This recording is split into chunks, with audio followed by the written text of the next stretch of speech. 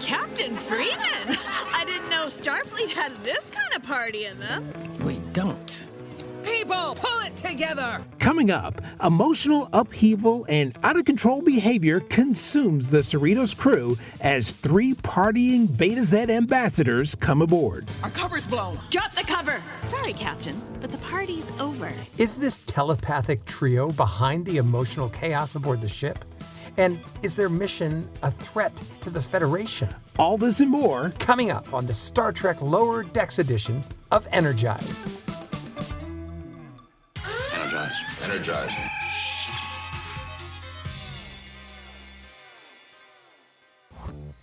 We're hilariously going into the uncharted regions of the Star Trek universe. You're listening to Energize, a Star Trek Lower Decks edition podcast. Your source for comedic analysis, colorful debate, and fun discussions about the adventures of Beckett Mariner and the USS Cerritos Lower Decks crew. I'm your host, Anthony McLemore. And I'm Steve Truitt.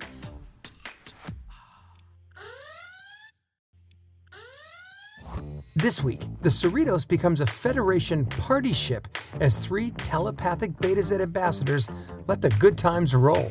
As distractions put the ship in peril. Here's a warp speed recap of Season 4, Episode 5 of Star Trek Lower Decks, Empathological Fallacies. Due to the recent unprovoked attacks on ships across the quadrant, the USS Cerritos is providing transport to 3 Betazoid diplomats. Wow, Captain Freeman! I didn't know Starfleet had this kind of party in them. We don't. You are Starfleet officers! Pull it together! I believe it is plausible that the heightened emotional state of the crew is being caused by our guests. What are you scanning for? Oh, just standard stuff. Xanthe fever. Sandy fever? Oh, this is just an excuse to lock us up. Matthew's right. Our cover's blown. Drop the cover! Whoa, what the hell? Sorry, Captain, but the party's over. You're coming with us. We'll be in the neutral zone in 5 minutes, Dolores. No! You can't let the Romulans take me! They'll torture out all my intel! Please don't read my mind! Apologies, Captain, but you give me no choice. All right, Steve, so this week's episode is a Next Generation era tip of the hat to Deanna Troy's mother, Loxwana Troy, who was a Betazed ambassador. So this episode also sheds light on Vulcan Lieutenant T'Lin's backstory. Which was interesting because she's a new character. We said we liked her from the beginning, but they really are bringing her in to the mainstream a lot. And I thought it was interesting that they did it so early. Usually you would think she needed a first season kind of like if you're on Saturday Night Live, you're you're featured player, but so it was weird that they did that, but it was really good. I enjoyed it. Well, to your point, she actually did make an appearance in a previous season, but we'll get to that a little bit later. Provisional Lieutenant Junior Grade T'Lin to Captain Sokal of the VCF Cheval. Due to the recent unprovoked attacks on ships across the quadrant, the USS Cerritos is providing transport to 3 Betazoid diplomats. We start with her log, which I loved also. It's like, oh, this is definitely going to be her episode. This always happens with every Star Trek episode now. Whoever's log starts it is the one we're going to get. And she's very dry about it. And she starts with a log about these unprovoked attacks by a mysterious ship. And I was wondering, are they going to bring this up? Are we going to see the ship again this time? And we didn't necessarily see it. They actually talked about it, which I thought was really cool. Yeah, so we're getting closer and closer to the Cerritos being involved in this. And I'm ready for it to happen because I really want to know what's going on with this mysterious ship, who's behind it. Yeah. I put my bets on Peanut Hamper. So I have a theory. I have my own theory now. I've developed my own theory. Remember in season 1 when that Badgie went crazy? Yes. I'm thinking it's him because on the poster for Star Trek Lower Decks Season 4, he's on there. I don't know if you noticed that. I didn't notice that until this week. You know what? That completely bypassed me, and I like your theory. So I will stay with Your the peanut revenge hamper. of Peanut Hamper Yes. and all of her AI, Yeah. jailed AI compatriots. Oh, okay, and I'm going to say I'm guessing now. I'm not as sure as you are with Peanut Hamper, but I'm going to guess that it's Badgie. Yeah, I think it's a good theory. So everybody listening, we have cast our bets. Are we making a bet? We will see who wins. Well, are we going to actually bet something? That's what I want to know now. Okay, well, by the time we get to the end of this episode, I'll come up with something. Okay, sounds good. Okay, let's hit it. Right. So, like you were saying, due to the unprovoked attacks by this mysterious ship, the Cerritos is now tasked with transporting 3 Betazed diplomats to Say that Risa. 3 times fast. I know. I want to say Betazoid, but it's Betazed. I know, because it's I'll be a freakazoid. Yeah. But Tillin is obviously not impressed with this. She thinks they're socialites, and they are. When we see them, they're fantastic. They're these crazy, drunken older ladies, just like Lwaxana Troi, and they can read minds, which is also kind of messed up. And the first time we see them, they're just running around with these yards of some kind of Romulan ale or something, obviously drunk and kind of hitting on everybody. Yeah, and I think it's always a challenge, when you're dealing with Betazeds, especially like. Well, the thing is that Troi was half Betazed. Right. So she could feel things. She sensed it. But she sensed, right. But her mom was full, full Betazed, and she could like read minds. Right. And also, that's a lot also to coincidentally, have 3 of them on a ship. Yeah, she was also coincidentally the first Nurse Chapel, and she was Gene Roddenberry's girlfriend, and she was the voice of the Enterprise D. I'm talking about, yes. Of course, Majel For Barrett. those who aren't initiated. For the initiated, yeah. So how do you interact with these folks when your inner thoughts are there? And they started to read some minds there of Freeman and Ransom and a couple other people, and it freaked him out, especially Ransom, who, he's a handsome devil and he wants to be attractive. And this woman's like, oh, you're really cute. And he's just like, oh, yeah, you think so? And then she reads his mind and he blows it by saying something like, I work out or something. And then she's like, well, you just ruined it. And he like becomes a puddle. Oh, yeah, because he was too easy and too eager. They wanted the chase. They wanted him to be hard to get. Yeah. And so I thought that was funny. Anytime Ransom gets busted, I think it's really cool because... But at the same time, I'm liking Ransom. I mean, his evolution, he's not just a meathead. There's more substance to him than I originally thought. Well, he definitely has some depth. His character definitely has depth. And I'm not sure why he has depth. I thought he would be a meathead, and he was... like you said in the first season, but yeah, he's definitely stretched out. So I do like that. Yeah, it's really maybe really Jerry good. O'Connell asked for that. Yes. So Freeman is showing them around the ship, and they, she takes the Betazed ambassadors to sick bay. This is sick bay. Hangover cures, prophylactics. Well, it's all available right here. I didn't realize there was going to be a buffet today. And this one caught me off guard. The doctor jokes about eating them. Did you bring me a buffet? Yeah, right. Because I guess 300 years ago or 3 million years ago, whatever it was, her species definitely ate these folks. And she's like, we don't do that anymore. But she definitely is like making jokes about it. And you think at some point she probably is going to go after them and eat them. It was funny. I love that doctor. Exactly. I love that doctor. I love that doctor. Yeah, I do too. She was hilarious. She said, we only eat synthetic Betazeds. That's right. And then she's still licking her lips. Right, exactly. Joking. The Betazoids' attitudes have inspired many in the crew to get the party started. Such infectious frivolity would never be tolerated on a Vulcan ship. So with these Betazeds on board, Tillin is starting to realize that the whole place is just turning into a party, and these women are like, let's go here, and the people are not 10 forward, but whatever that crew party area is, and they're all just having a great time, and she just wants to get out of it and wants to just not be a part of it. What's going on here? Like at some point, I mean, obviously Tillin doesn't want to do that. That makes sense. She's a Vulcan, but people are starting to like lose their minds, and they kind of look drunk. And I'm starting to think, alien virus or something like that. Yeah, I mean, I thought it was a little bit too much. I mean, the Cerritos crew plays, flies loose, but they don't fly this loose. Yeah, they're dancing on tables. I think the other doctor, the one that looks like a bird, McLemore. who's played by Paul F. Tompkins, who I think is fantastic. He just starts smashing a replicator, and like people are making out on the table. Yeah. And it's nuts. And she just wants to get out of there and like go make a report. If reinstated, I will suppress my own chaotic tendencies. It is only logical for my punishment to conclude and that I return to the Cheval. She's just trying to file a report on this ship that's attacking other ships and her experiences on the Cerritos. She wants to be reinstated aboard a Vulcan ship because she's just kind of tired of being around these humans. And she goes to her cabin to do that, and she runs into some setbacks. Yeah. She literally can't send any messages. We're in full security blackout, no outgoing comms while the Zoids are on board. No communications, and yet alcohol and merrymaking are permitted. Everything about this ship is illogical. And that's because there's a blackout with the Betazeds on board. Outgoing communications have been suspended. And, she's getting more and more frustrated. And you're seeing how hyper-focused she is on sending this report because she really wants to get reinstated.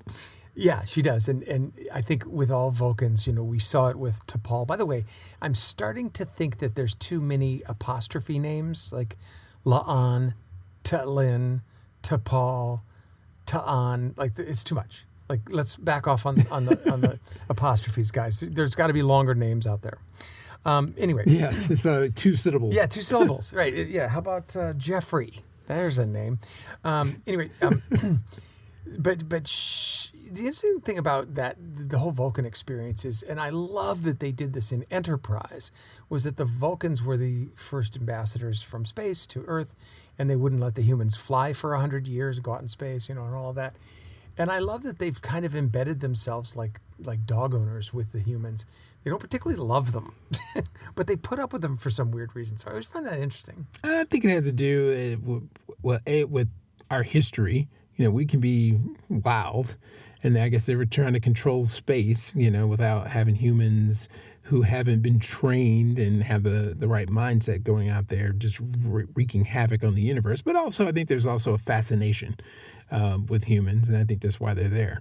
That's probably exactly right. I think it is like having a pet in a way, I think. Oh, yeah. I get that feeling. They're there to hold our hand or keep us on a leash. And that's what it appears to be. And the more series I watch, I'm starting to see this. I'm able to look at it now from 32,000 feet, and it seems the same. I agree with that. We'll see how that evolution goes. I think about this sometimes. Star Trek is really ramping up. And I think this is because of Disney buying Star Wars and how Star Wars is now TV shows and tons of movies. I think that's what Star Trek's doing. I think they're doing a great job. But I really want to know what the future of Star Trek is. It does feel as though they're kind of crashing onto the shore a little bit. We need a new wave. Maybe like a Picard or Next Generation reboot or something. Well, yeah, I think we got a taste of that with Picard because I thought I saw the future. Yeah, with Legacy. The series, the writing was fantastic. The story was fantastic, and it took us on a journey. Yeah. And I think by having the next generation of the generation of the next generation, will give it a breath of life that we're looking for to see. But with some of the old characters jumping in and out, I think that will be a good approach. But that remains to be seen. But in the meantime, we're still with Lower Decks, which makes fun of itself, and I love it. I agree. So speaking of that, Boimler, as in past episodes, he's really taking his promotion seriously. This is our little B story, our Boimler story. He's trying to memorize the names of the entire crew. Manhaver, Fedorov, Honus, Big Merp, starts with an S. Damn it! Sleepy Merp! How could I forget that? I'm such an idiot! He's doing a pretty good job, and Rutherford, who doesn't take anything serious, is trying to get him just to go to the Betazed party because he's not going to go. And he's like, come on, let's go have a good time. And Boimler's like, no, I'm not going to finish. I'm not going to do that until I finish memorizing all these names. Yeah, I mean, the thing about Boimler, like you're saying, he's really into his job, but he's as uptight as he's always been. He's always uptight. He just wants to be the very, very best, but he takes it to the extreme, and we've seen that in several situations across the season, especially when we had the rogue computer.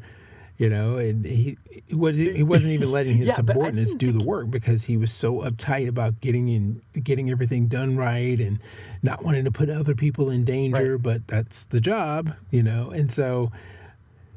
Well, plus I saw that from a business perspective. Is he's not a good manager. He doesn't know how to delegate.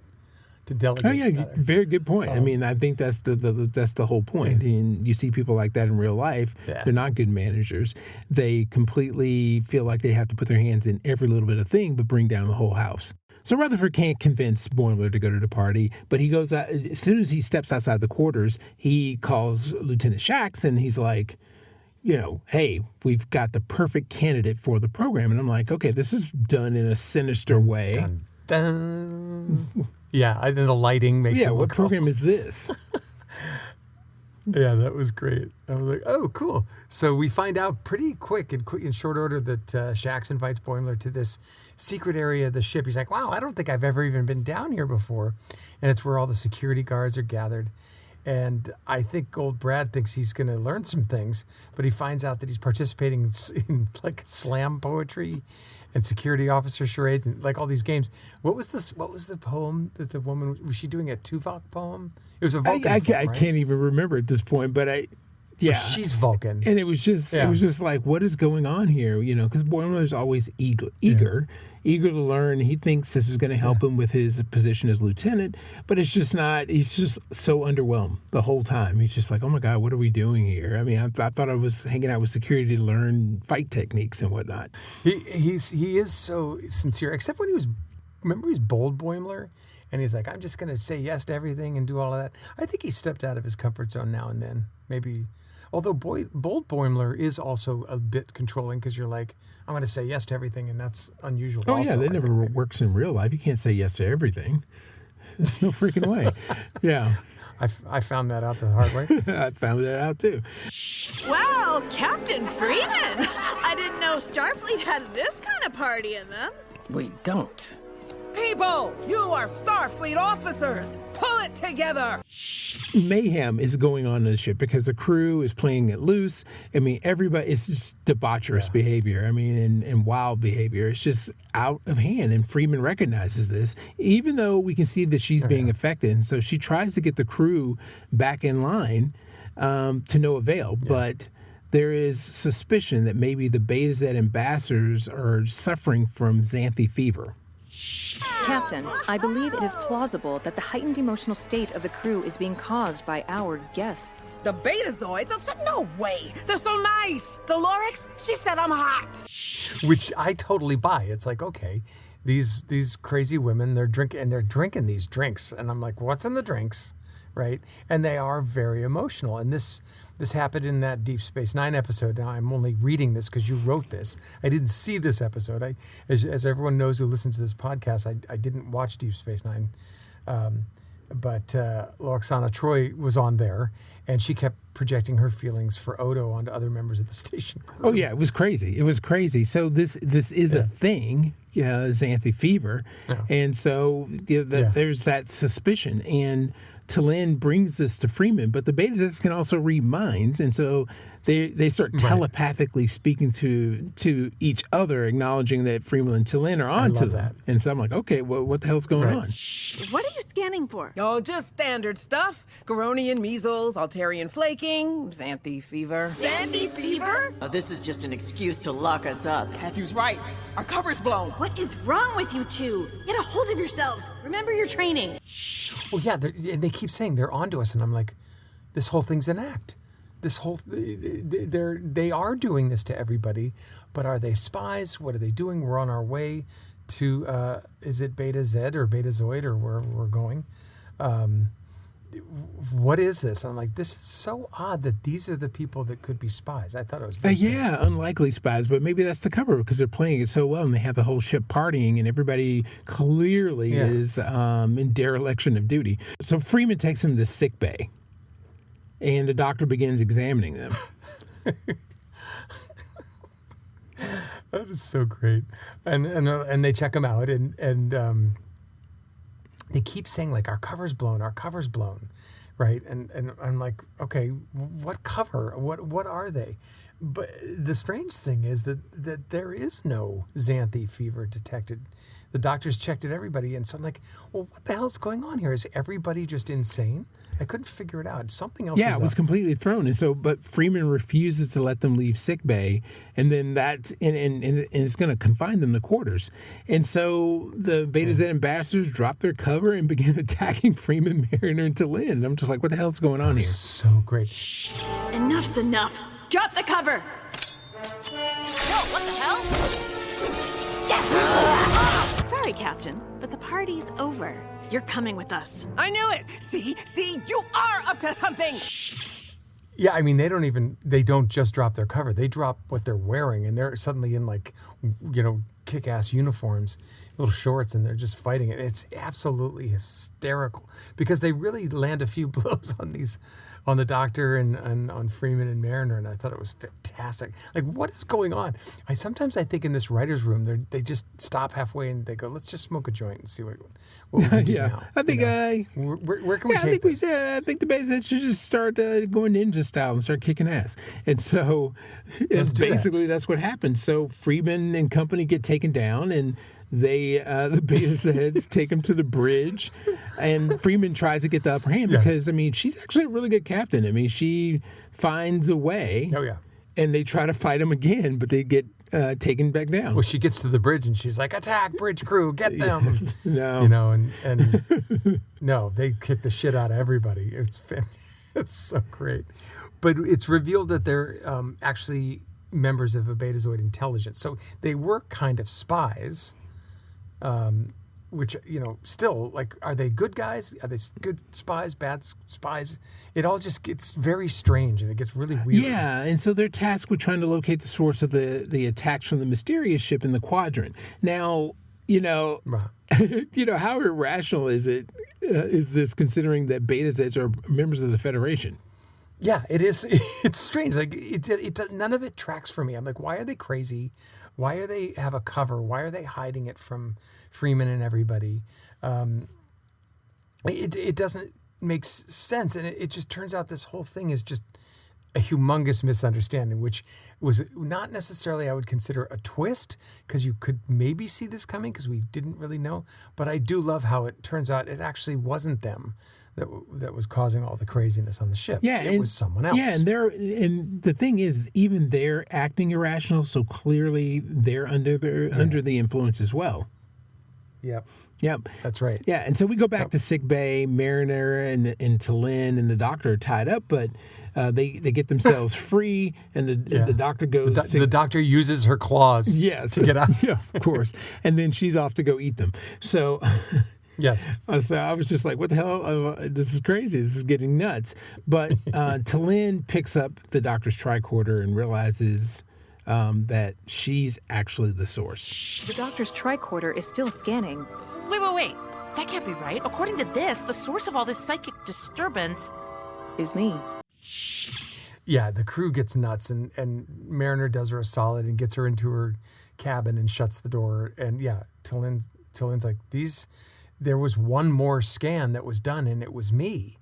And it turns out I'm the one that's causing all of this. And it's because she's been suppressing her emotions, which to me is strange because that's what Vulcans do. So I'm like, well, wait a second. If Vulcans suppress their emotions, then wouldn't everyone else always be getting crazy? So it was because there was no communication, and for her to have an outlet, that's why that happened. Yeah, so she was projecting. She was getting... Yeah. Let's see. I don't even have the word for it. She was just getting more and more anxious because she couldn't get that communication out to her former captain. So as things are starting to reach a peak, Mariner's starting to lose her mind, and I love how they draw the eyes when everyone just loses their mind. It's like they're squinted, and it's just, the animation is so much fun. And to calm her down, Talin just not necessarily does a mind melt, but puts her hands on Mariner's face, in mind meld style, and just calms her down and gives her that calm, which I found interesting too, because if it's possible that she can make everyone crazy, she can also calm everyone down. She realizes that. Yeah, and I think with all you're not saying it's a mind meld. Maybe it was a mind meld of sorts, but Vulcans, when they do these things, they reveal things about themselves. Right. And, T'Lyn opens up and talks about how she doesn't feel Vulcan enough. And she also reveals that she was banished to the Cerritos for being insubordinate and reckless and unhinged during the battle with the Klingons and the Packles. I remember this episode. She stepped up and did something, outrageous, what would be considered outrageous, but she saved the crew.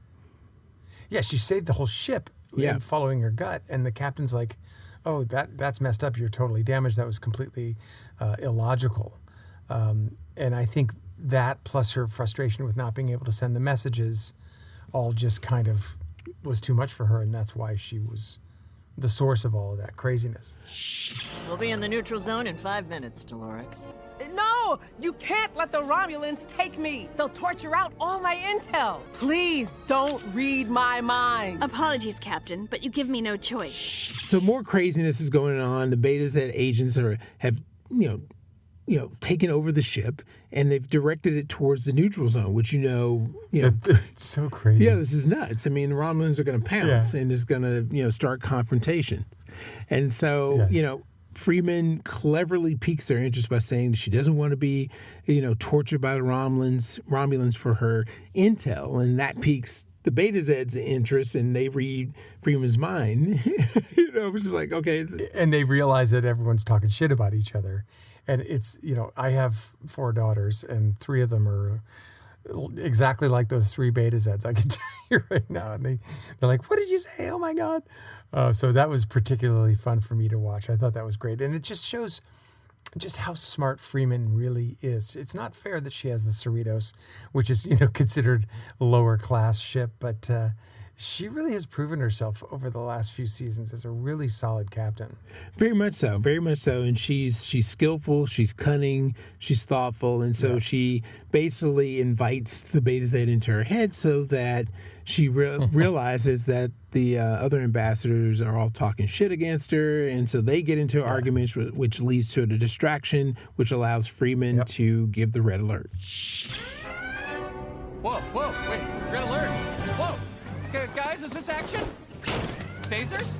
Big phasers? Wait, guys, hold up. Guys, slow down. Guys, wait for me. Fantastic. And so Shax and his crew hear the red alert. They stop what they're doing. They grab a bunch of weapons.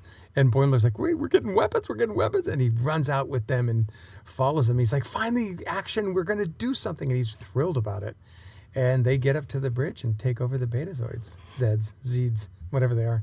Yeah, and so Mariner, we go back to Mariner and T'Lyn, and Mariner just gives a real talk, and that's always a good thing about Mariner. I mean, she always breaks everything down. During our encounter with the Klingon and Packlet ship, I saved my crew by following my instincts. My captain determined that I was damaged and illogical. T'Lyn, I hate to say it, but your previous crew were a bunch of fucking idiots. And she, says it like it is, and she basically said that T'Lyn's superiors were idiots. Yeah. For treating her the way that she did, especially since she saved all their lives.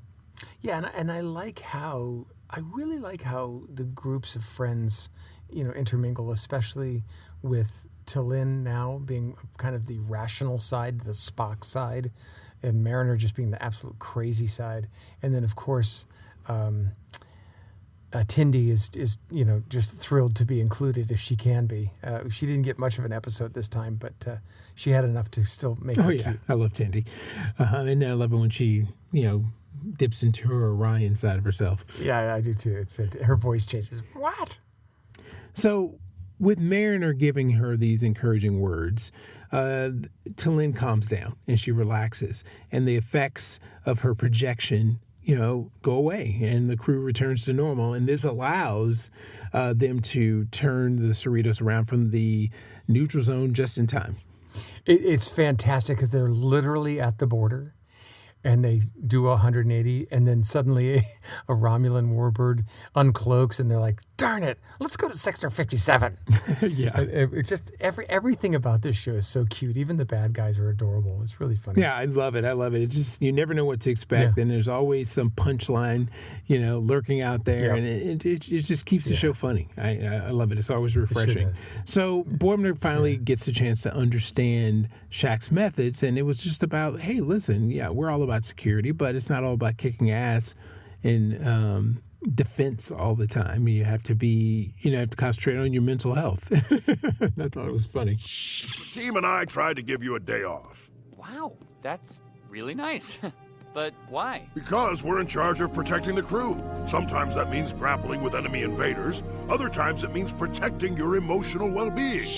Yes, truth, and there's a brotherhood there too. Yeah. And I think that's something that Boimler hasn't really experienced yet, and that is working really truly as a team. Yes, he's a lower decker with his friends, but he's also kind of a rogue kind of guy, and I think being a part of something is going to be good for him. Yeah. So T'Lyn ends up deciding to stay on the ship and being amongst this crew. So I think she's finally accepting, being in, I think she accepts the fact that she gets benefits from these friendships that she originally resisted. Yeah. So I think it's a good thing. Yeah, she's learning a lot. I think she's doing very well. Yeah. For herself as a character, as a Vulcan, and all of that. The Betazeds decide to give Freeman intel on this mysterious ship. And Captain, a parting gift to make up for today's unpleasantness. A Betazoid monitoring station caught a glimpse of the vessel we believe is behind the attacks. I've never seen a starship like this before.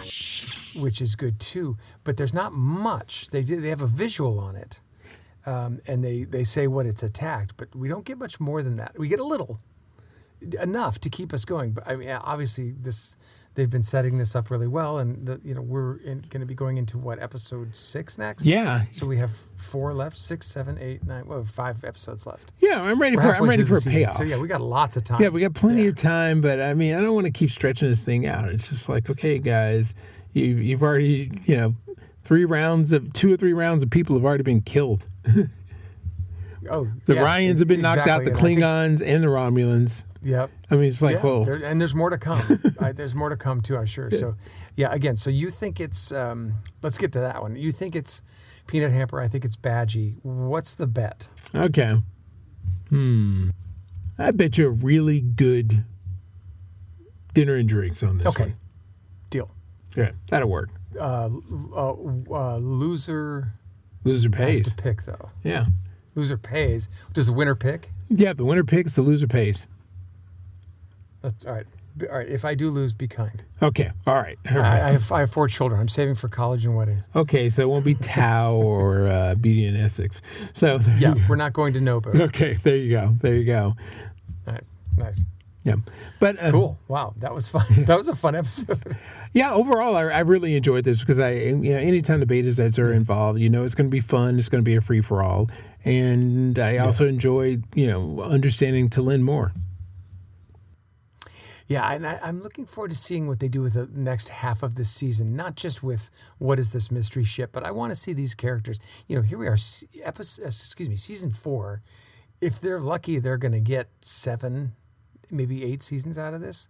We're halfway through. I really want to see how they finish this season. It's going to be really fun to watch. Well, everyone, that concludes this episode of Energize, a Star Trek Lower Decks edition podcast. If you want to learn more about me and Anthony and hear our previous podcasts, you can go to www.energizepodcasts.com.